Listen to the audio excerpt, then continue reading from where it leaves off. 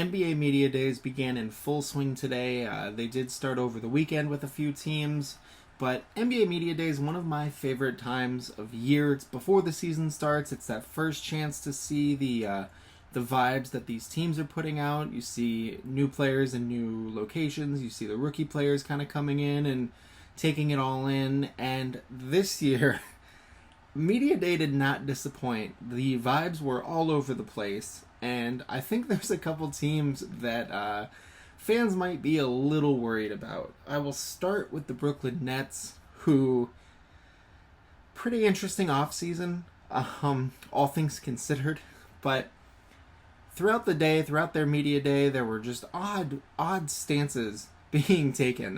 Kyrie took to the microphone to answer questions from the press about, the interesting offseason he's had, where he basically talked about, sacrificing a max contract or $100 million because of something that he believed in with the whole vaccine thing. I'm going to leave that alone. The more left unsaid about that, the better it's going to be. Kevin Durant took to the mic and was asked if Nets fans should be worried about his commitment to the team after requesting a trade and then demanding that the head coach and GM both be fired. This is kind of a fair question. He took to the microphone and said, no, I think if fans don't trust me, that's on them. I've given them everything over these 3 years. Why wouldn't they trust me? And then on top of all that, Ben Simmons took to the microphone and was kind of calling out the haters, kind of saying, hey, we're a great group of guys. We fit well together. The practices have been great. People talking on my name. I'm coming for you. And I got to say, the Nets are going to be must-see TV because it is going to be either some exciting, incredible to watch basketball, or it is going to be just a cacophony of disaster. And this entire team could be gone by the trade deadline. So I don't know really how I'm feeling about the vibes over in Brooklyn. They're all over the place, though. Hard to get a handle. A lot of the role players seemed very happy to be there. Sean Marks had some interesting talking points as well. He basically at one point said, we're all in this together. We all work together. We love having Kyrie here. A lot of backtracking going on in Brooklyn. Similarly, there were not very many good vibes in Boston, where everyone, of course, had to speak about the elephant in the room, which was Ime Udoka being suspended days before Media Day for conduct that we don't really fully still know the whole story on. Obviously it's something bad. Obviously it's a violation of rules that the team has, the organization has, but no one's really speaking on it. And all of these new players, Malcolm Brogdon was like, yeah, it's great to come to a finals team, and I want to be what pushes them over the edge, and it's like, cool, that's great. Jaylen Brown, do you know what Ime Udoka did? What's going on? And it was a weird feeling hanging over every press conference and every media session. So not too sure about that one. The Celtics have already had quite a lot of problems come up. You lose Danilo Gallinari for the season to a torn ACL. The whole Ime Udoka scandal. You bring in Robert Williams, gets surgery, will be out 6 to 8 weeks at least. They're behind the 8 ball to start it, and I believe at one point this summer they were the odds-on favorite to win the title. Like I said, it wasn't all bad vibes. The Washington Wizards, great vibes. The Cleveland Cavaliers, obviously, incredible vibes. The Los Angeles Lakers, kind of a mixed bag. Kind of felt like some of the players had good vibes, and some of the players just kind of quiet quitting / hate each other openly. First off, there was a journalist who complimented LeBron's hair, which got a huge laugh out of LeBron because just the other day he posted that picture that made him look bald, and then now today at Media Day, full Carlos Boozer. Not that bad. I should say, I don't want to, not that bad, but he was bald a couple days ago. I don't know. You tell me. So you had that happen, and then Russell Westbrook in particular had quite an interesting media session. He was asked about how he feels at the notion that the team just doesn't want him there and just like doesn't like him. And like his answer was as diplomatic as it could be. I was shocked someone asked that question because this is supposed to be like schmooze with the local media day. This isn't let's get some hardballs here, but he gave a very diplomatic answer about how sometimes at work you don't get along with everyone, you don't like everyone, but you're a professional and you have to do your job. And that's an incredibly encouraging thing to hear him say. But it's also a sign, like, if LeBron and Anthony Davis and those guys don't like him, then this season's going to be a chemistry nightmare. Anthony Davis mentioned having a chip on his shoulder, and immediately a lot of people got off their Anthony Davis out 4 to 6 weeks, chip and shoulder. Great, you gotta do it. But, too close to home. That hits too close to home. He mentioned, feeling like he did going into the bubble season. Or the bubble run, I should say. So we'll see how that turns out. Lakers, possibly a chemistry nightmare, though. We'll say one thing that was surprising was Pat Bev revealed a story that in the bubble, Russell Westbrook, when he was on the Rockets, was playing against Beverly, and he mentioned that he had bought courtside seats for Pat Bev's sister. And Pat Bev was like, obviously he's just trying to talk trash, blah, blah, blah. And he said he looks over and he sees, no, he really bought courtside seats.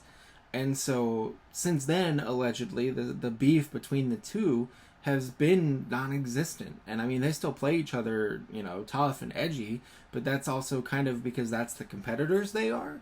So, monitor the vibes on that one. That potential to be a surprisingly good vibes, friendship there between Pat Bev and Russ. So that I'm encouraged by that. The other stuff, not so much. The fact that it seems like this is going to turn into the lunchroom from Mean Girls, where everyone just has their clique. Not the most exciting thing for me as a Lakers fan. But we'll wait and see. Healthy Anthony Davis. LeBron got sick new shoes. That's got to count for something too. The 20s are great. Can't wait to get a pair. Who knows? Then we get to the Phoenix Suns, who possibly have the worst vibes of any team I can remember heading into the season. The vibe at the Phoenix Suns media day was described by journalists and reporters in attendance as funeral-esque. First off, Chris Paul was basically saying, we didn't really take anything away from the Dallas series where they got upset by the Dallas Mavericks and absolutely blown off of the face of the earth in Game 7, in a must-win Game 7 at home. They were blown off of the court to a level that we have not seen in quite some time for a number 1 overall seed. And Chris Paul saying, yeah, we don't really take anything away from that. They were a good team. It happens. Blah, blah, blah. Like, not what you want to hear the point guard saying. The head vibe maker, if you will. Then, Jay Crowder actively campaigning for his trade from the team. This came out over the weekend. And that wasn't even the worst thing for the vibes. Over the summer, a lot was made about DeAndre Ayton's contract dispute with the organization. They never agreed on an extension, both sides broke off talks, and then DeAndre Ayton played like 25 minutes or less in that elimination game that they got blown out by off of the face of the earth by the Dallas Mavericks, when Luka Doncic and Jalen Brunson cooked them like they were well-done, flavorless steak.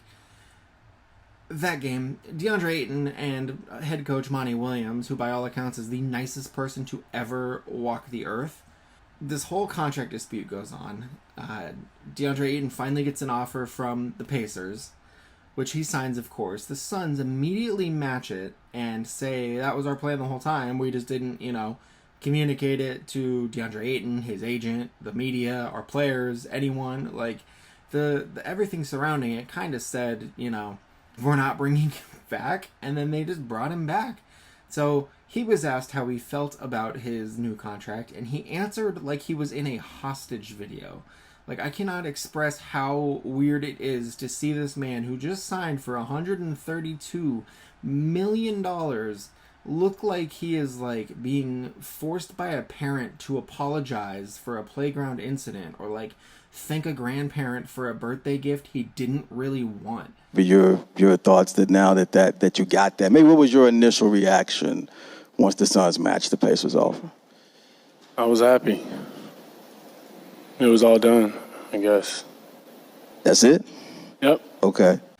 Unbelievable. Flip that with this picture of Colin Sexton, who signed a 4-year, $82 million deal to play for the Jazz, who are rebuilding right now and will probably trade him for draft picks if they get the opportunity.